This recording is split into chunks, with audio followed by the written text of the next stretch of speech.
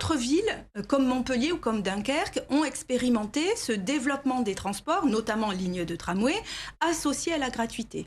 Et ce qui est identifié, c'est que les gens changent d'habitude uniquement si les deux vont de concert.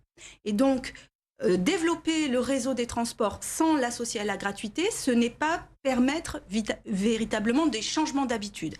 Nous souhaitons que les Toulonnais passent au transport en commun et pour cela, eh bien, il faut les inciter, favoriser donc des solutions en termes de pouvoir d'achat, tout simplement. Ça va coûter combien de rendre les transports gratuits et on va trouver cet argent où ?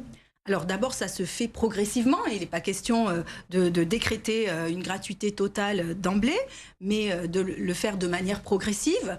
À Montpellier, c'est ce qu'ils ont fait, en commençant par les seniors, les étudiants, les bénéficiaires des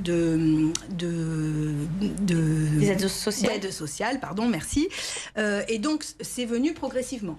Et ensuite, c'est financé parce qu'en réalité, dans le budget de déplacement, les tickets de transport ne représentent en réalité que 10%.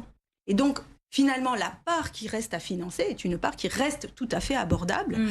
D'autant que si on implique les entreprises, par exemple, sur le projet, qu'elles y voient un véritable gain d'attractivité et d'efficacité, il faut quand même se dire que les Toulonnaises et les Toulonnais perdent 62 heures par an dans les transports. Donc aussi dans leur productivité économique, eh bien si on convainc les entrepreneurs, on les amènera avec nous, et donc ce sera plus acceptable que la taxe transport qu'ils payent puisse être éventuellement augmentée très légèrement pour qu'on puisse financer ces 10% restants.